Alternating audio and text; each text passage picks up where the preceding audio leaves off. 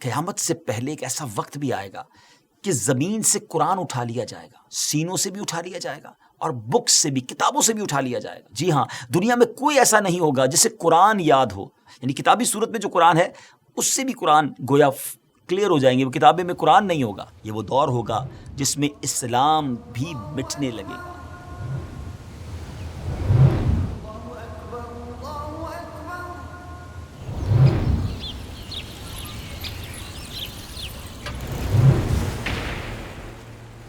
السلام علیکم ورحمۃ اللہ وبرکاتہ۔ پیارے ناظرین، آپ کیسے ہیں؟ ایک بار پھر قیامت کی نشانیاں ویب سیریز کا ایک بڑا یونیک ایپیسوڈ لے کر حاضر ہیں۔ ایک ایسا ٹاپک ہے جو ہے بھی بڑا انوکھا اور بہت کچھ ہمارے لیے اس میں درس ہے۔ آج کل ایک پرابلم کئی لوگوں میں سننے کو ملتی ہے کہ میں بہت بھول جاتا ہوں، مجھے یاد نہیں رہتا۔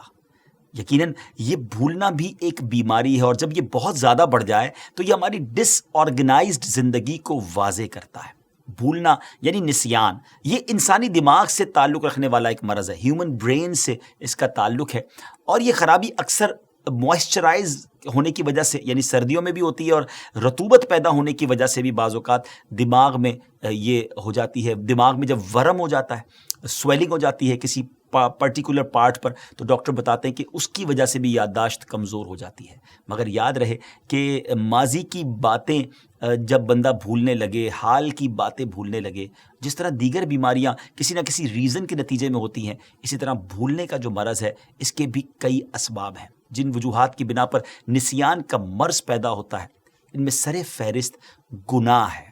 جی ہاں، گناہوں کی نحوست ہمارے ظاہر و باطن دونوں کے لیے نہایت تباہ کن ہے۔ بالخصوص نسیان یعنی میموری لاس ہونا، گناہ جو ہے وہ اس مرض کو تقویت دینے والا عمل ہے۔ اللہ پاک مجھے اور آپ کو گناہوں سے محفوظ فرمائے۔ یاد رہے، نسیان جو ہے وہ عصیان سے پیدا ہوتا ہے، یعنی گناہوں سے حافظہ کمزور ہوتا ہے۔ جب گناہوں کی نحوست کے سبب روزی کم ہو جائے، بلاؤں کا ہجوم رہے، عمر گھٹتی چلی جائے، عبادت سے محرومی رہے، عقل میں فطور پیدا ہو جائے، بندہ لوگوں کی نظر میں ذلیل و خوار ہو کر رہ جائے، نعمتیں چھن جائیں، ہر وقت پریشانی گھیرے رکھے، لا علاج بیماری میں مبتلا ہو جائے، چہرے سے ایمان کا نور ختم ہو جانے کی وجہ سے بے رونق ہو جائے، تو ان گناہوں کی وجہ سے پیدا ہونے والی نحوستوں کے سبب کسی بات کا یاد رکھنا بھی مشکل ہو جاتا ہے۔ اور آپ سوچ رہے ہوں گے کہ یہ حافظہ کمزور ہونے والی بات جو ہے یہ کیوں کی جا رہی ہے؟ یہ ہمارے ٹاپک سے بڑا ریلیونٹ ہے ناظرین۔ اور حافظہ کمزور ہونے میں جو سب سے بڑا گناہ ہے نا، جو بہت زیادہ ریلیونٹ ہے، جس کی وجہ سے ہمارے یادداشت میں کمزوری آتی ہے، اس میں بد نگاہی ہے۔ جی ہاں، بد نگاہی یہ حافظے کو کمزور کرنے کا بڑا سبب ہے۔ حرام دیکھنا۔ منقول ہے کہ ایک حافظ قرآن تھے، قرآن پاک پڑھاتے بھی تھے، مگر ایک بار آنکھوں کا گناہ کیا انہوں نے، آنکھوں سے حرام دیکھا جو نہیں دیکھنا چاہیے تھا۔ اس کی نحوست یہ ہوئی کہ ان کو پورا قرآن ہی بھلا دیا گیا، پورا قرآن بھول گئے، بہت گھبرائے۔ حضرت سیدنا حسن بصری رحمۃ اللہ تعالی کے پاس حاضر ہوئے، کہا حضور یہ مجھ سے غلطی ہو گئی، بہت روئے اور کہا بس میں توبہ کرتا ہوں، کسی طرح مجھے وہ نعمت واپس چاہیے، قرآن میرے سینے سے بھلا دیا گیا ہے۔ حضرت حسن بصری رحمۃ اللہ تعالی نے فرمایا کہ اسی سال حج کرو اور مسجد خیف جو مینا میں ہے اس کے امام صاحب سے ملو اور ان سے جا کر دعا کرواؤ۔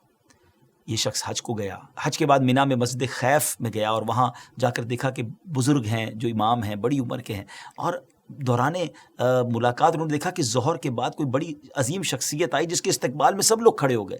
بہرحال ان سے وہ گفتگو فرماتے رہے۔ یہ بندہ انتظار کرتا رہا کہ کب امام صاحب جو فارغ ہوں، اکیلے میں ان سے بات کروں۔ بہرحال جب عصر کا وقت آیا، امام صاحب اکیلے ہو گئے، تو ان کے پاس گیا اور کہا حضور میں بہت پریشان ہوں، اور یہ ایسا ہوا، اور میں قرآن بھول چکا ہوں، اور میں چاہتا ہوں کہ نعمت مجھے واپس مل جائے۔ بہت نیک شخصیت تھے وہ، ہاتھ اٹھایا انہوں نے، اور جیسے ہی ہاتھ اٹھائے دعا کی تو گویا دوبارہ فوراً اس کے سینے میں قرآن حفظ ہو گیا، دوسرے لفظوں میں کہیں کہ انسٹال ہو گیا۔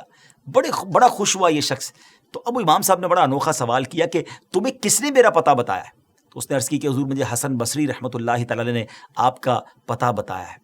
امام صاحب کہتے ہیں اچھا، انہوں نے میرا راز تم پر ظاہر کر دیا، انہوں نے بتا دیا کہ میرے پاس تم نے آنا ہے، یعنی دوسرے لفظوں میں کہ میرا مرتبہ انہوں نے تمہیں بتا دیا ہے۔ سنو اب میں ان کا راز بھی تمہیں بتاتا ہوں کہ آج ظہر کے وقت جو شخصیت ہماری اس مسجد میں آئی اور ہم نے سب نے کھڑے ہو کر ان کا استقبال کیا، وہ کوئی اور نہیں، وہ حضرت سیدنا حسن بصری رحمۃ اللہ تعالی علیہ تھے۔ وہ اپنی کرامت سے بصرہ سے یہاں مینا شریف میں مسجد خیف میں روزانہ آ کر نماز ظہر ادا فرماتے ہیں۔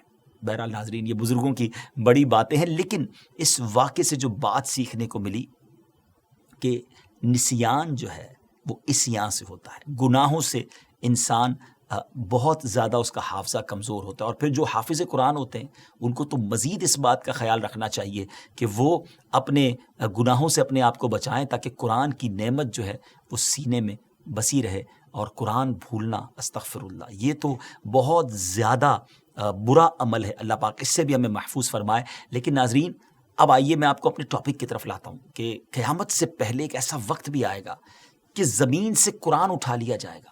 جی ہاں، دنیا میں کوئی ایسا نہیں ہوگا جسے قرآن یاد ہو، اور ہمارا آج کا ٹاپک بھی یہی ہے کہ قیامت کی نشانیوں میں سے ایک بڑی نشانی یہ ہے کہ قرآن اٹھا لیا جائے گا، سینوں سے بھی اٹھا لیا جائے گا اور بکس سے بھی، کتابوں سے بھی اٹھا لیا جائے گا، یعنی کتابی صورت میں جو قرآن ہے اس سے بھی قرآن گویا کلیئر ہو جائیں گے، وہ کتابیں میں قرآن نہیں ہوگا۔ اس نشانی کے بارے میں مزید بتانے سے پہلے آپ کو بتاتے ہیں کہ یہ واقعہ کب ہوگا، یعنی کس بڑے واقعے کے بعد ہوگا۔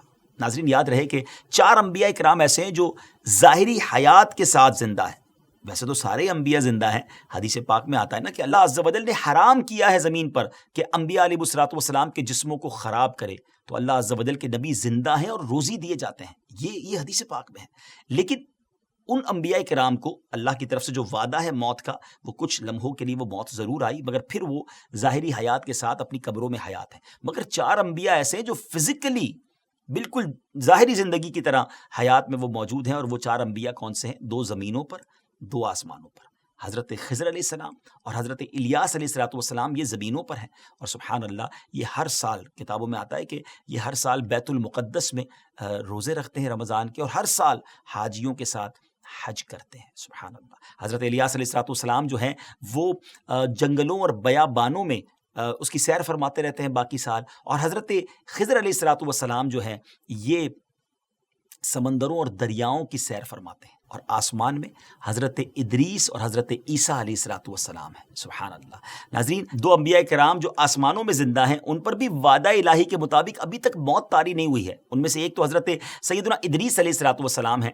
یاد رہے کہ اللہ عز و جل نے ان پر 30 صحیفے نازل فرمائے، اور آپ بکثرت اللہ تبارک و تعالیٰ کی طرف لوگوں کو بلاتے اور اللہ کی کتابوں کا درس دیا کرتے۔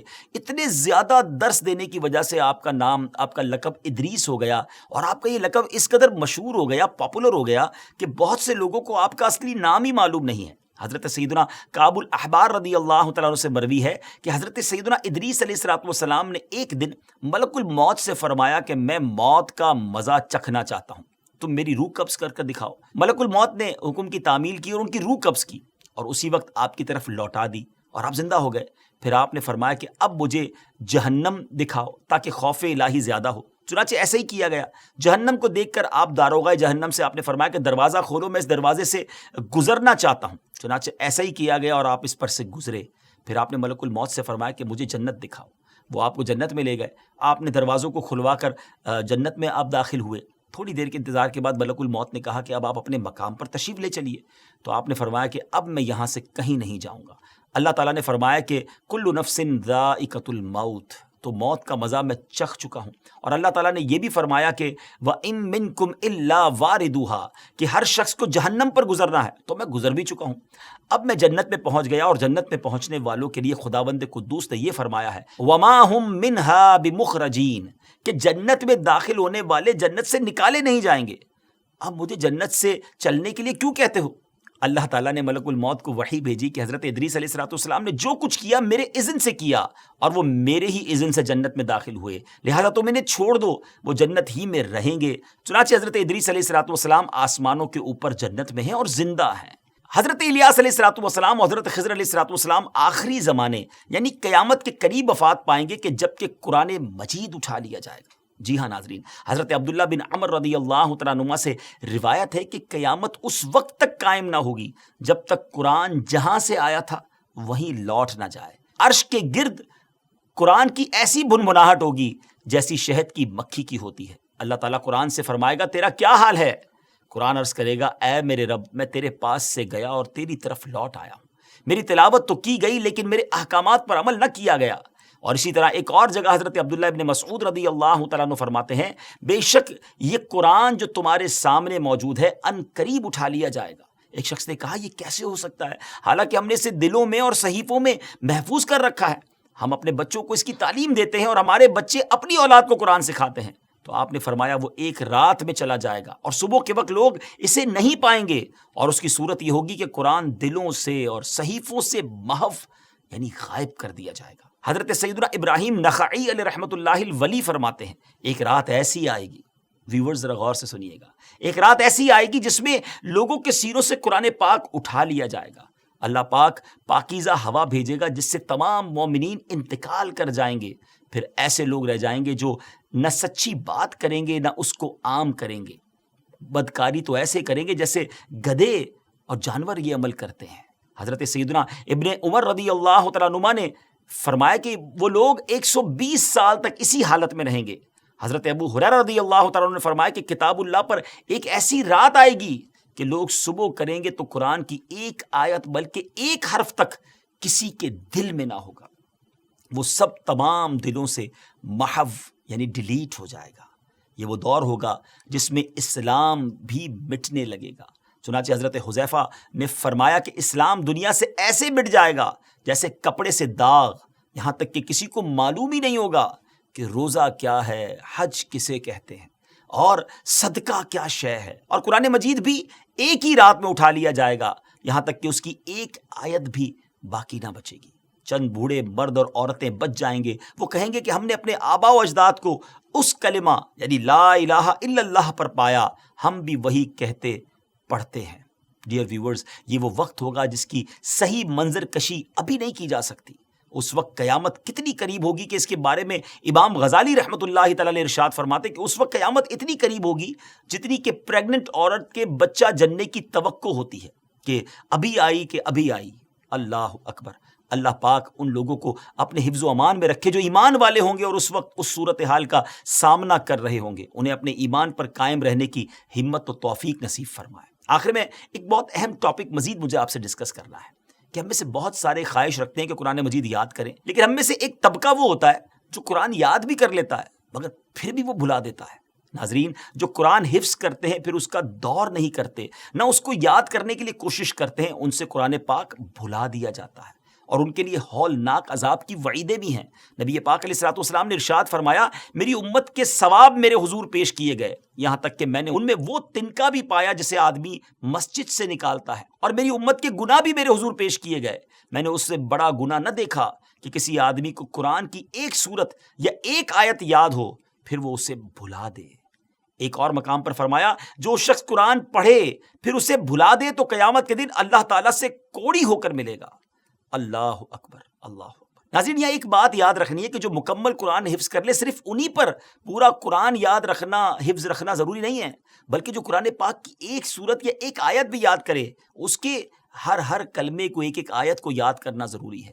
ایک آدھ سورت تو ہم میں سے ہر کسی کو یاد ہوتی ہے نا، بلکہ ہر عاقل بالغ مسلمان جس پر نماز فرض ہے اس پر سورہ فاتحہ اور 3 آیات یا کوئی ایسی سورت جو 3 آیات کے برابر ہو اس کو یاد کرنا واجب ہے۔ حدیث پاک میں ہے قیامت کے دن میری امت کو جس گناہ کا پورا بدلہ دیا جائے گا وہ یہ ہے کہ ان میں سے کسی کو قرآن پاک کی کوئی سورت یاد ہو پھر اس نے اسے بھلا دیا۔ تو بہرحال یہاں کو یہ نہ سمجھے کہ بچوں کو حفظ نہیں کروانا چاہیے، حفظ کروائیں، بہت اچھی بات ہے، فضائل بھی تو ہے نا، ہیں انشاءاللہ حافظ بچہ ہوگا، وہ عمل بھی کرے گا قرآن کے حلال اور حرام پر، حرام سے بچے گا، حلال پر عمل کرے گا تو گھر والوں کی شفاعت بھی کرے گا، لیکن پھر اس کو یاد رکھنے کا، باقی رکھنے کا انتظام بھی ہم نے کرنا ہے۔ اگلے ایپیسوڈ میں انشاءاللہ ایک اور قیامت کی نشانی لے کر اس کے بارے میں معلومات لے کر حاضر ہوں گے۔ دعاؤں میں یاد رکھیے گا۔ السلام علیکم ورحمۃ اللہ وبرکاتہ۔